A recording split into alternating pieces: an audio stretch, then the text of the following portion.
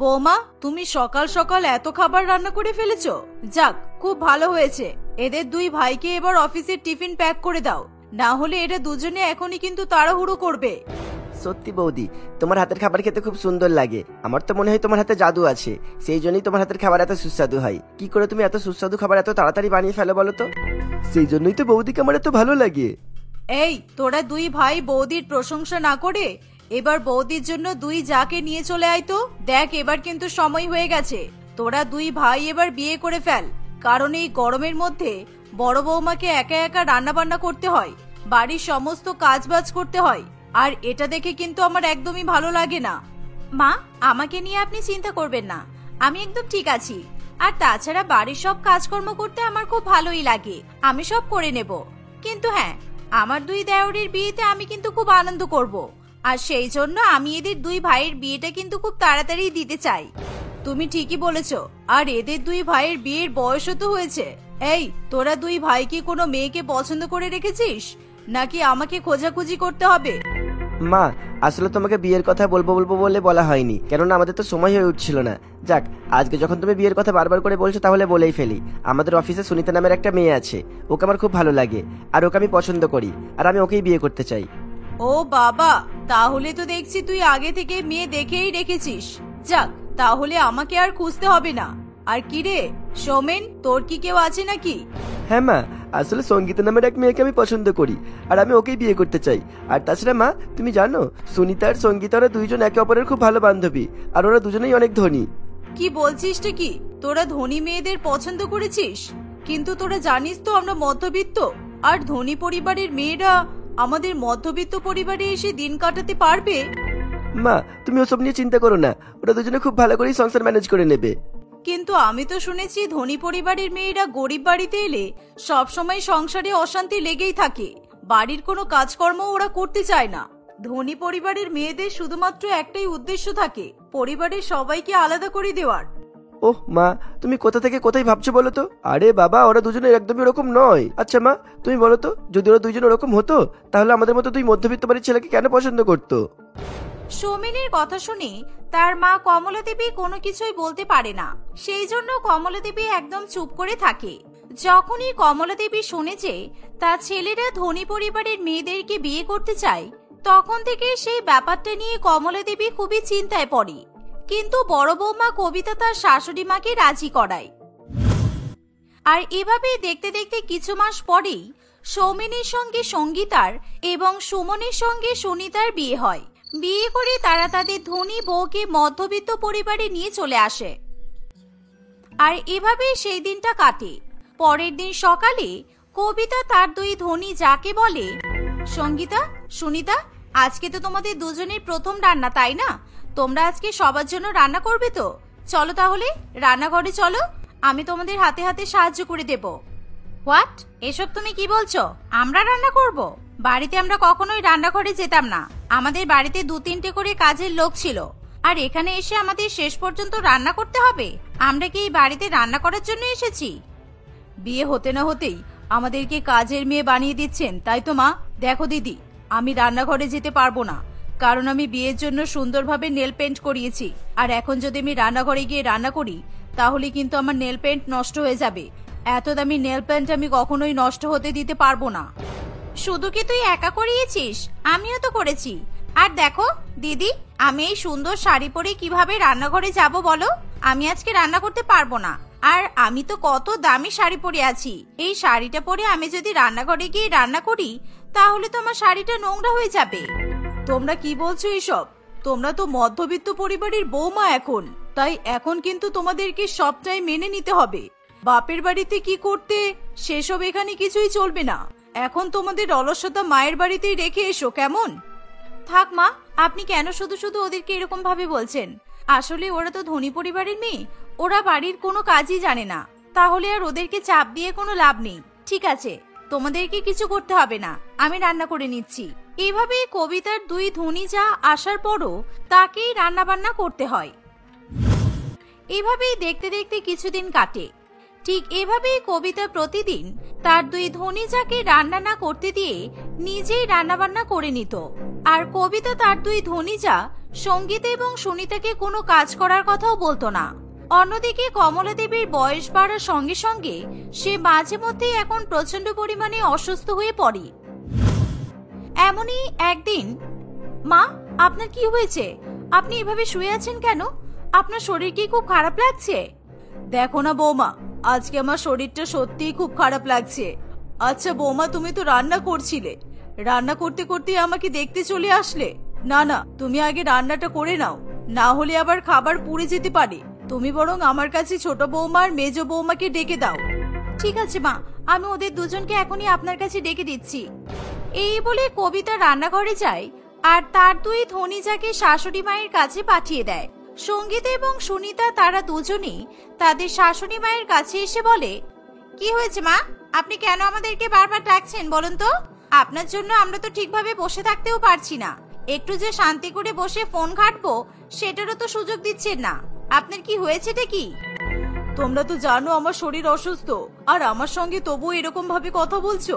আমার দুই ছেলে যদি জানতে পারে তাহলে কিন্তু খুব রাগ করবে। দেখো বৌমা, এসব কথা এখন বাদ দাও, আমার হাত পাটা একটু টিপে দাও তো তোমরা। কি, আপনি আমাদেরকে হাত পা টেপার জন্য এখানে ডাকলেন? আমরা কি আপনার চাকর নাকি যে আমরা আপনার হাত পা টিপে দেব? সত্যি এখন বুঝতে পারছি এই মধ্যবিত্ত পরিবারে বিয়ে করাটাই আমাদের উচিত হয়নি। কমলা দেবী তার দুই বৌমার মুখে এমন কথা শুনে প্রচন্ড পরিমাণে কষ্ট পায় আর তার মনে অনেক বড় আঘাত লাগে। কিন্তু তবুও দুই বৌমা শাশুড়ি মাকে ছেড়ে কথা বলে না। হাত পা টিপে দেওয়ার বাহানায় তারা তাদের শাশুড়ি মায়ের হাতে পায়ে অনেক জোরে জোরে আঘাত করে। আর তখনই কমলা দেবী বলে, থাক বৌমা, তোমাদেরকে আর হাত পা টিপে দিতে হবে না। তোমরা অনেক হাত পা টিপেছো, এবার যাও, তোমরা যেটা করছিলে সেটা করো। কমলা দেবীর এই কথা শুনে তার দুই বৌমা সেখান থেকে চলে যায়। এভাবেই দেখতে দেখতে কিছুদিন কাটে। একদিন সুমন এবং সৌমেন যখন খাবার টেবিলে খাবার খেতে বসে তখন তারা দেখে যে তাদের জন্য শুধুমাত্র ম্যাগি বানানো হয়েছে। বড় বৌদি, তুমি আজকে ম্যাগি বানিয়েছো কেন? তুমি তো জানো আমরা অফিসে যাব, আর অফিসে কি আমরা ম্যাগি খেয়ে যাবো নাকি? আসলে ম্যাগিটা আমিই বানিয়েছি তোমাদের দুই ভাইয়ের জন্য। আজকে আমরা ভাবলাম যে আমরা ম্যাগি বানাবো। যাক, আমরা শুধুমাত্র তোমাদের দুই ভাইয়ের জন্য আর আমাদের জন্যই ম্যাগি বানিয়েছি। নাও, এবার চুপচাপ বেশি কথা না বলে এই ম্যাগি খেয়ে আজকে অফিসে চলে যাও। সঙ্গীতার কথা শুনে সৌমিন এবং সুমন কিছু বলতে পারে না, তাই তারা বাধ্য হয়ে ম্যাগি খাওয়া শুরু করে। কিন্তু তারা একবার ম্যাগি মুখে দিতেই সেটা মুখ থেকে ফেলে দিতে বাধ্য হয়। ছি, এটা কি ম্যাগি নাকি অন্য কিছু? এর তো কোনো টেস্ট বলতে কিছুই নেই। তোমরা কি ম্যাগিটাও বানাতে পারো না? দূর, তোমাদের দ্বারা কিছুই হবে না। সুমনের এই কথা শুনে কবিতা বলে, আমি জানতাম তোমাদের এই ম্যাগি পছন্দ হবে না, তাই আমি তোমাদের দুই ভাইয়ের জন্য জলখাবার আগে থেকেই বানিয়ে রেখেছি, এই নাও। এই বলে কবিতা সুমন এবং সৌমেনকে জলখাবার খেতে দেয়। আর কবিতার বানানো খাবার খেয়েই দুই ভাই তাদের বড় বৌদির অনেক প্রশংসা করতে থাকে।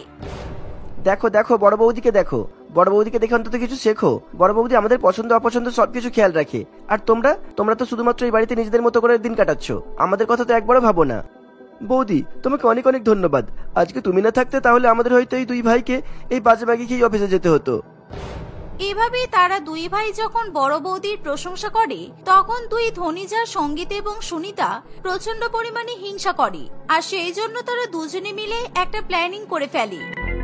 জানিস তো, যতক্ষণ না আমরা এই বুড়িটাকে এই বাড়ি থেকে সরাতে পারছি ততক্ষণ কিন্তু বড় বৌদিকেও এই বাড়ি থেকে সরাতে পারবো না। তাই সবচেয়ে প্রথমে আমাদেরকে এই বুড়িটার গল্পটাই শেষ করতে হবে। ঠিকই বলেছিস, আমরা আজকে এই শাশুড়ি মায়ের রুমে গিয়ে অনেক ছোট বড় কথা শোনাবো। আর এতেও যদি ওনার হার্ট অ্যাটাক না হয় তাহলে আমরা মুখে বালিশ চাপা দিয়ে ওনাকে মেরে ফেলবো। এভাবেই তারা দুজনে এক ভয়ঙ্কর রকম ষড়যন্ত্র করে ফেলে।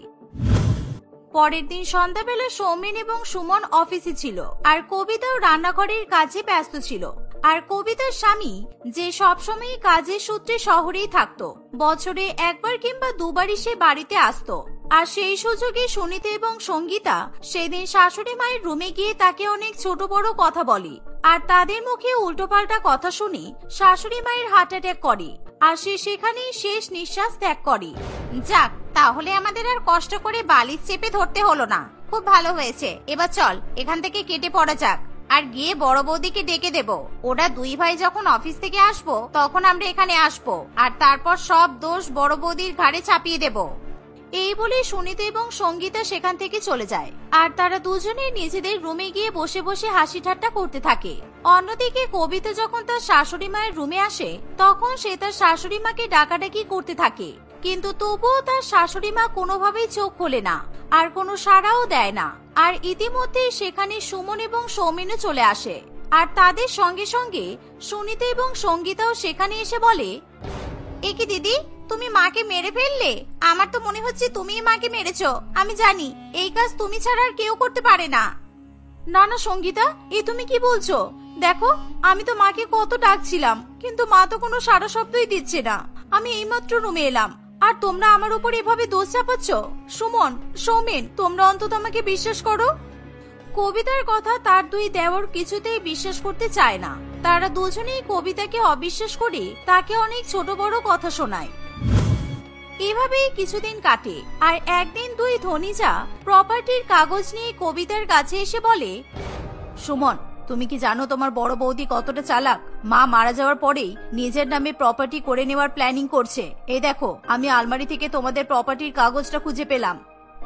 বৌদি, তুমি এতটা নিচে নেমে যেতে কিভাবে পারো? আমার তো বিশ্বাসই হচ্ছে না তুমি এরকম কাজ করবে বলে। তুমি তো কত ভালো ছিলে, আর আমাদেরকে কত ভালোবাসা দিতে। আজ হঠাৎ করে এরকম কেন হয়ে গেলে তুমি? দেখো সুমন, সৌমেন, আমাকে তোমরা বিশ্বাস করো, আমি এরকম কখনোই করতে পারি না। আর আমি প্রপার্টি নিয়ে কি করব? আমার এই প্রপার্টির কোনো প্রয়োজন নেই। ও, তাহলে তুমি এই প্রপার্টি আমাদের দুই জায়ের নামে করে দাও দেখি।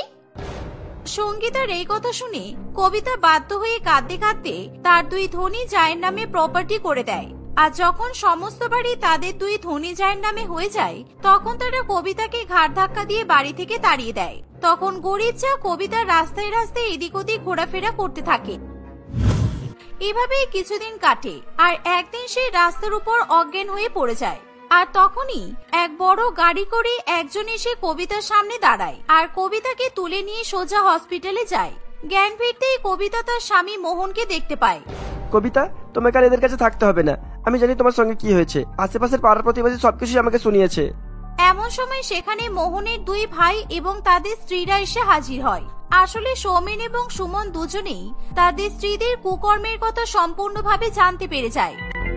দিদি, আমাদেরকে তুমি ক্ষমা করে দাও। দেখো, তুমি যদি আমাদেরকে ক্ষমা না করো তাহলে এরা দুই ভাই আমাদেরকে ডিভোর্স দিয়ে দেবে। মাকে আমরাই ছোট বড় কথা বলেছিলাম শুধুমাত্র তোমাকে এই বাড়ি থেকে বের করে দেওয়ার জন্য। আমাদেরকে ক্ষমা করে দাও তুমি। এর ফলে সেদিন থেকে তারা সকলে আবার একসঙ্গে দিন কাটাতে শুরু করে।